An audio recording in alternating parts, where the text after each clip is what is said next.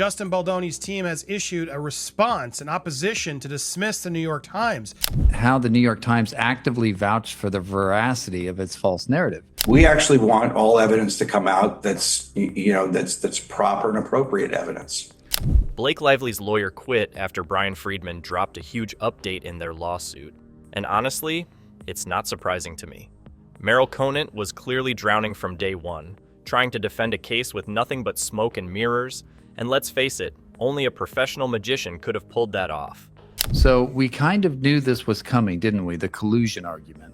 Quitting was probably the best move to save her reputation from going down with that sinking ship. I looked through every document, every email, every text message. And after this news, Blake Lively's legal team is officially in chaos. And honestly, it's about time. And no one, not even Blake, can blame her. You guys were complicit here. You guys were involved in this every step of the way. Defending a case that's slowly falling apart with no solid evidence to back up Blake's claims is like trying to put out a fire with gasoline. As soon as Brian Freedman dropped his bombshell update, it was clear this case was in freefall.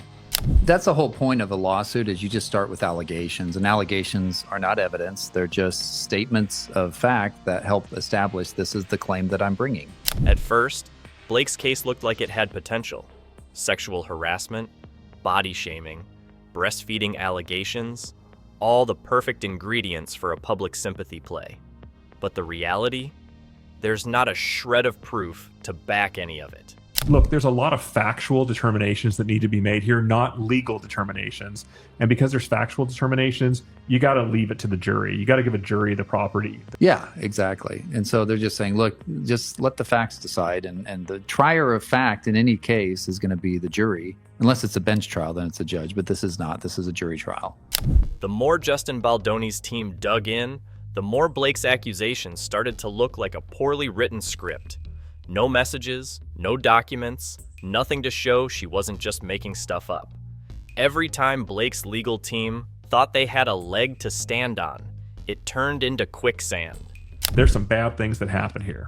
Now, here's the kicker. Blake's PR team had a hand in all this too.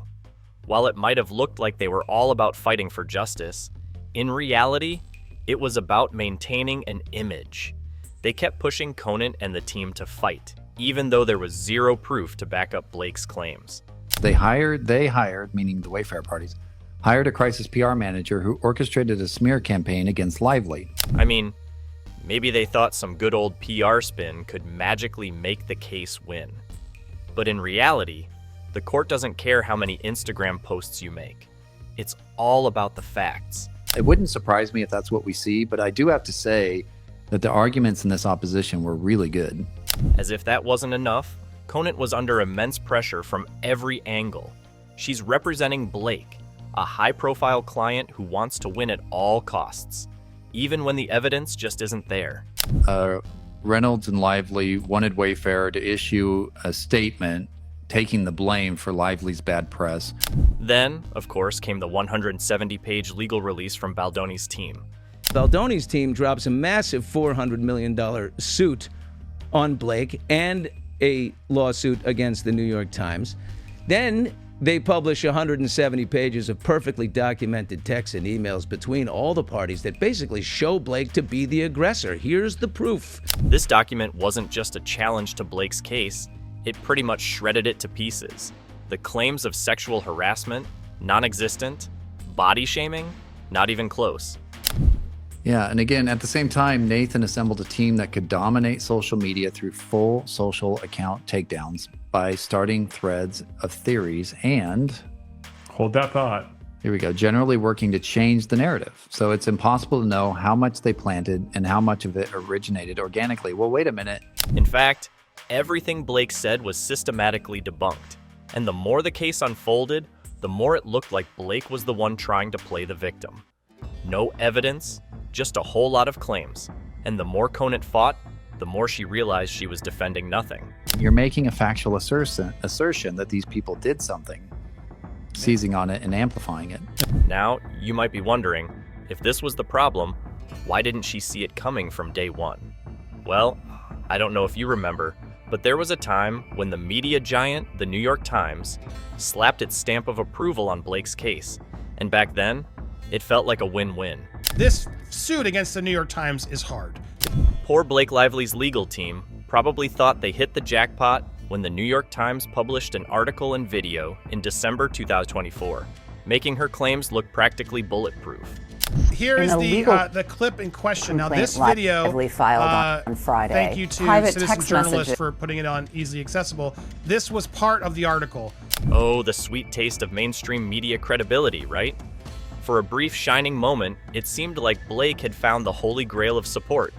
The piece, titled "We Can Bury Anyone Inside a Hollywood Smear Machine," was like her golden ticket, a last-ditch PR move to make her accusations against Justin Baldoni and Wayfair Studios look as legitimate as a courtroom verdict. A campaign to tarnish Lively after she alleged that Justin Baldoni, her co-star and director, and Jamie Heath, the producer, had engaged in misconduct while shooting the film. After all, if the Times, the very same media giant that's been making history for decades, puts its stamp of approval on something, it must be true, right? And that's what the New York Times is coming back and saying, look, we're not Blake Lively. We're not the ones making the allegation. We're just fairly reporting on what Blake is suing Justin and Wayfair for. But as with most things that seem too good to be true, the reality hit Blake's team harder than they expected. Just when they thought they had the Times in their corner, Justin Baldoni's legal bulldog, Brian Freedman, stepped up with a counterpunch that would have knocked the wind out of anyone. Freedman wasted no time filing an opposition to dismiss the New York Times' involvement in the case, and to be honest, it was a masterclass in legal smackdowns. They decided not to run it for fear of defamation, I'm sure, for fear of you and defamation. So they didn't run it. But some of these TikTokers have done it. According to Freedman, the New York Times wasn't just reporting on Blake's allegations. They were practically validating them as fact, presenting them in such a way that it was hard to tell if they were writing a news article or an editorial. Freedman made it clear. The Times didn't just play reporter, they played advocate. He mocked Baldoni in the process. He said, it's an effed up bad situation with what Baldoni, whatever his name is doing. Freedman didn't stop at accusing the Times of bias. Oh no, he dug in deeper, accusing them of violating the fair report privilege, which protects media outlets when reporting on legal matters. You know, the kind of protection that allows journalists to report on court cases without getting dragged into the drama themselves. If they would have said, Blake alleges that, or according to Blake, blah, blah, blah, this happened, they'd be protected. But they said, and her title is investigative journalist. So she's investigative journalist for the New York Times. So that is implying that she's done an investigation. She's actually looked in this. We can trust her. But here's the kicker. According to Freedman, the Times didn't just report on Lively's claims, they framed them as truth. They didn't just tell the public, like, hey, Blake says this happened. They implied it had already been investigated and confirmed. That's not reporting. That's shaping a narrative. The New York Times have looked into it, and this is what really happened. So now they're stating as a fact, not as an opinion, that this happened, and that's how they're going to get into trouble. And by doing so, the Times lost the shield that comes with fair report privilege. In other words, they exposed themselves to a lawsuit. Genius move, huh? Freedman's legal challenge was a bombshell in itself.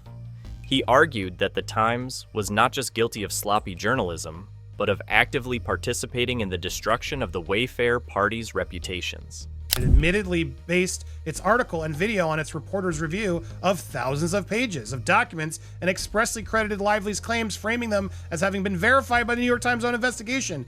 They presented Lively's version of events as though they were not only verified, but unquestionably true. And that's a big problem, legally speaking, because media outlets aren't allowed to present unverified claims as facts. If they're supposed to be the bastion of the journalism, right? But, you know, if they had just said it's the opinion, would this have mattered? Will this factor in the fact that they did seemingly have this for months due to the metadata and things that we're seeing? It's one thing to say, this is what someone is claiming, but it's another to say, this is what happened, especially when you haven't done the legwork to prove it. The line between journalism and advocacy got a little too blurry, and Freedman was ready to call it out. And so now they're saying like, hey, we tried to fact check. We gave you the opportunity. Oh, you didn't respond. Oh, if you would have responded, we would have maybe thought of things differently. But hey, we just went with what we had, so we can't be sued. So this is what they're doing. Oh, but wait, it gets better. The publication of the article and video wasn't just shady because of the way the story was framed. It was also rushed out with questionable timing. Freedman pointed out that the Times essentially shoved this piece out during the holidays, giving the Wayfair parties almost no time to respond. So here's why he's suing them. It's super creative. They said, evening of December 20th, hey, Justin, here's all this horrible stuff we're going to print about you. You have until tomorrow at noon. We'd love to hear your response. He engages with them. He says, okay. It was like they knew exactly when to drop the bombshell for maximum impact, and that timing just so happened to fit perfectly with Blake's PR strategy. And New York Times prints a story prior to noon with the partial information. And my guess is they were worried another outlet was going to hit this story. According to Freedman, this wasn't just poor journalism, it was bad faith.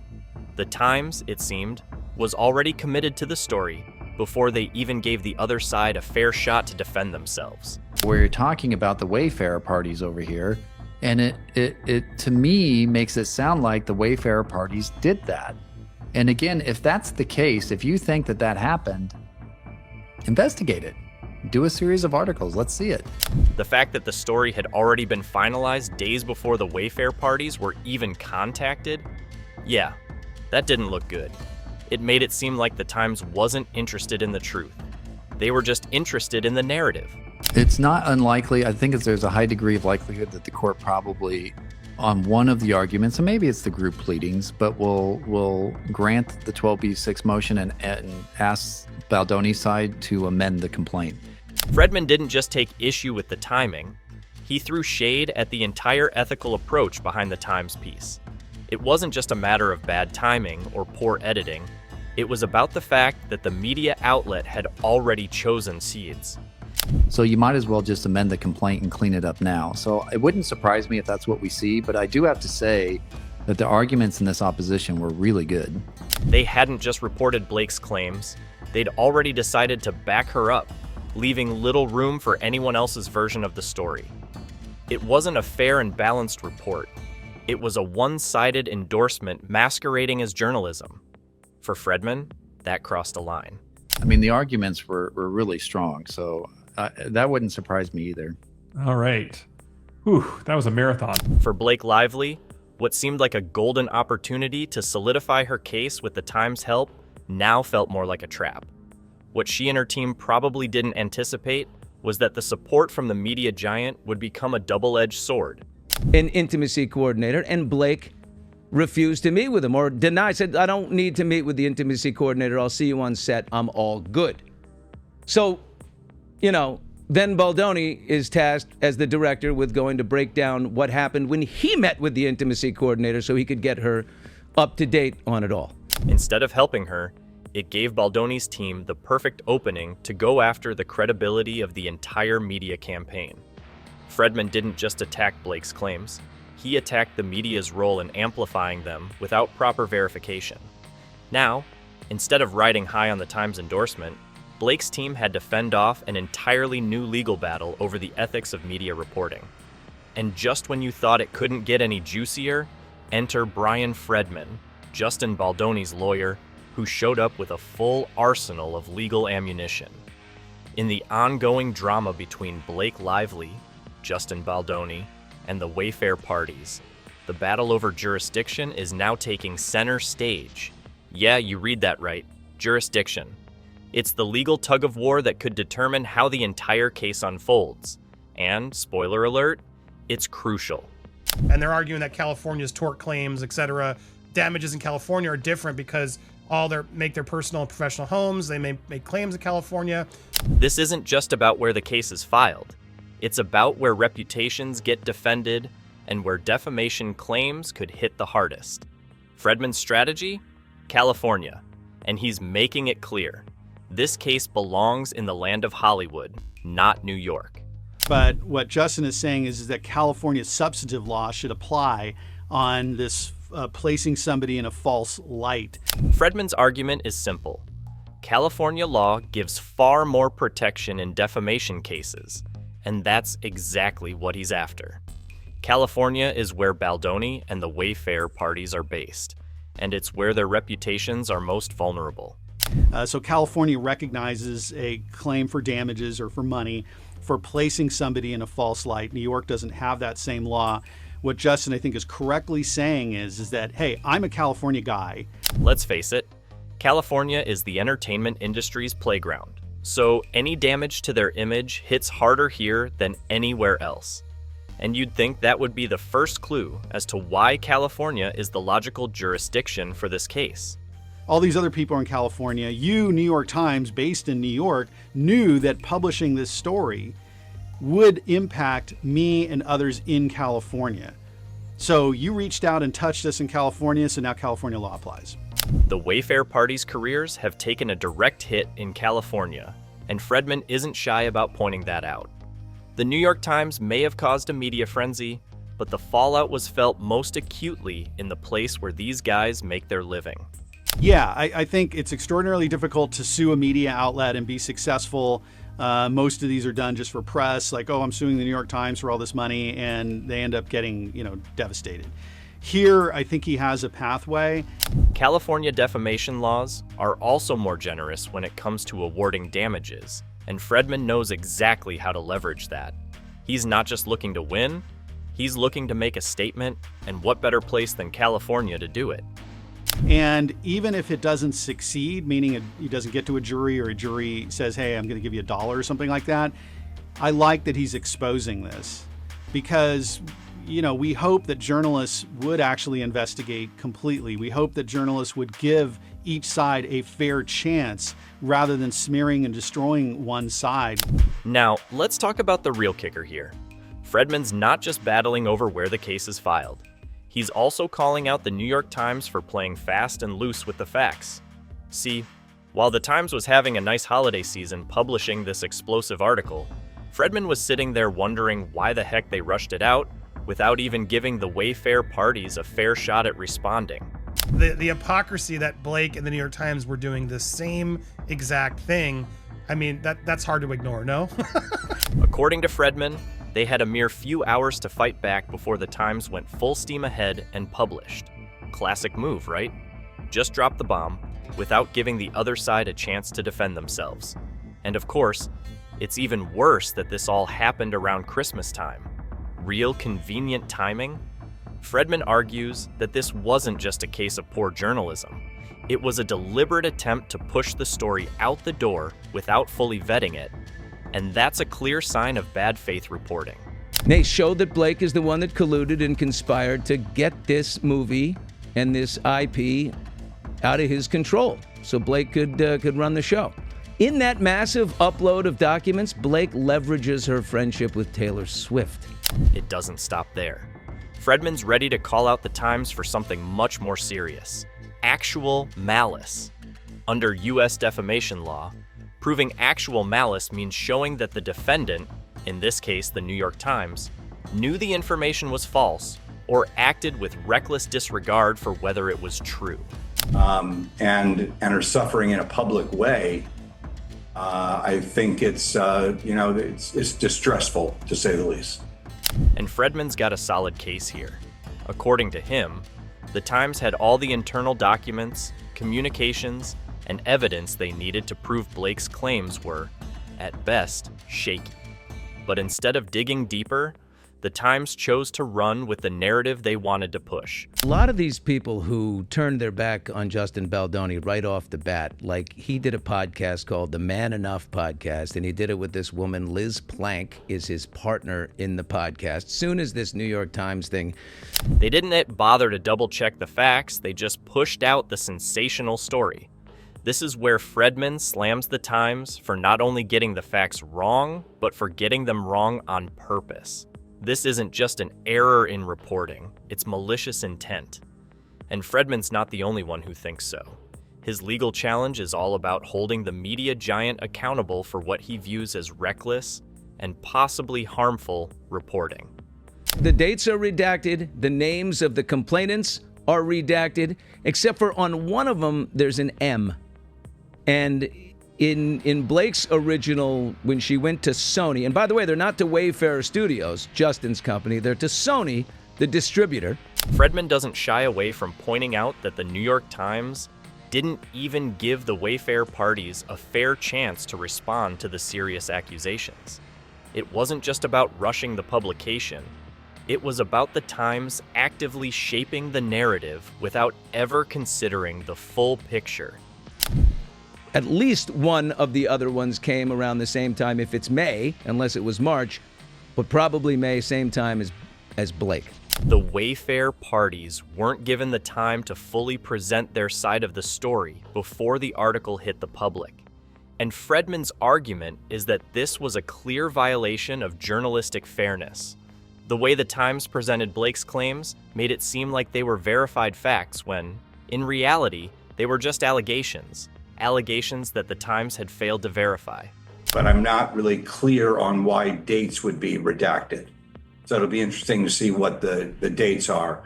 And as far as Sony is concerned, I believe there's a Variety article that I read that's published, that's out there, that says Sony received no complaints. At the heart of Freedman's challenge is the question of journalistic ethics. Was the New York Times really interested in reporting the truth, or was it more about pushing a narrative? According to Freedman, the answer is obvious. The Times presented the allegations as though they were irrefutable, using their platform to give Blake's claims the weight of undeniable truth. But they didn't bother to take the time to investigate properly. They didn't check the facts. Instead, they just ran with the story. And that, Freedman argues, is where they crossed the line. Is that they always say better to apologize than ask permission. Well, just not when you're defaming people. So here's what Lady C had to say. Then, of course, there's Lady C, a prominent figure who's not afraid to speak her mind about how celebrities manipulate the media. Lady C has gone full throttle on social media, calling out both Blake Lively and the New York Times for what she believes is a carefully crafted PR strategy designed to destroy Baldoni's career. And she's not holding back. According to Lady C, by supporting Blake's version of events, the New York Times became an unwitting accomplice in this smear campaign. Here's what Lady C had to say as she sums it up. She's been following this. As someone who has had the last 5 decades of her life blighted by deliberate false reporting from newspapers. The accusation is huge. Lady C is accusing the Times of throwing out basic journalistic principles and becoming just another cog in Blake's media machine. And if we're being honest, her words pack a punch, because it's not like she's the only one raising these concerns. The power of celebrity in shaping the media narrative has never been more apparent than it is here. I have every sympathy for Justin Baldoni and the Wayfarer Studios victims of the smear campaign that the New York Times spearheaded on behalf of Blake Lively and Ryan Reynolds last December. The media's responsibility to remain fair and unbiased is a delicate balancing act, especially when you're dealing with A-list celebrities like Blake and Ryan. But this case has shown how easy it is for that balance to get tipped. Lively's PR team has clearly figured out how to work the media for their benefit, but according to Freedman, the New York Times just went along with it.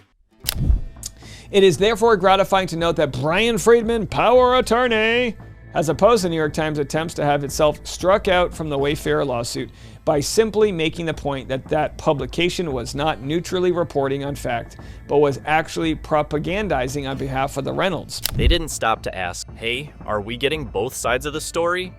Instead, they leaned into the sensationalism, presenting Blake's accusations as fact, which, as Freedman points out, caused massive damage to the Wayfarer party's reputations. The big question that remains is, how much influence should the media have in these types of cases? Should they be the judge and jury, or should they just stick to the facts? Now, let's talk about the courtroom drama, because that's really where things are about to get juicy. Freedman has been adamant that this case needs to go to trial. Not only does he believe the media needs to be held accountable, but he also wants a jury of peers to weigh in on whether or not the New York Times was reckless in publishing its report. According to him, it's the job of the court, not the media, to determine what's true. The last thing anyone wants is for the public to decide the fate of this case based solely on headlines and social media posts. Freedman is pushing for a trial where both sides can present their evidence in front of a jury. And let's face it, with all the twists and turns, this is a case made for the courtroom. Some time ago, I pointed out that I had been told by an eminent Hollywood insider who deplores the way the Reynolds and their cohorts have been behaving, that the couple and the New York Times had been colluding with one another for months before publication. Public opinion is a powerful thing, especially when celebrities are involved. This is exactly why Freedman is so insistent that a jury, not the media, should decide what happens next. A trial allows the legal system to take the wheel and keep things grounded in reality, instead of letting social media and tabloids run the show. If the case does go to trial, the jury will decide the fate of these reputations, not a bunch of carefully crafted PR campaigns or sensationalist headlines. And let's be real here. Blake Lively's legal team is feeling the pressure. Every week, more details are surfacing that suggest her case is on shaky ground. The 170-page document released by Baldoni's team paints a picture of a campaign that goes far beyond just a legal battle. It's about protecting a reputation. Lively's lawyer, Meryl Conant, already bowed out, realizing the case had no solid foundation, as well as laying out the unethical way in which the New York Times cravenly behaved. I can't see how Judge Lehman can possibly allow that publication to hide behind press freedom when it knowingly, unconscionably, and unethically allowed itself to be used as the disseminator of false information. As more information leaks out, the public perception of Blake's claims is starting to shift. If Freedman gets his way, and the trial reveals that Blake's accusations were built on sand, Lively's once unassailable reputation could crumble faster than you can say media manipulation. As the case moves forward, it's clear this is more than just a legal battle. It's a collision of press freedom, celebrity influence, and journalistic integrity. Whether Blake can salvage her reputation, or if the truth will ultimately prevail, one thing is for sure. The consequences of this case will be felt far beyond Hollywood, and that's a wrap. Stay tuned for more twists, turns, and legal drama.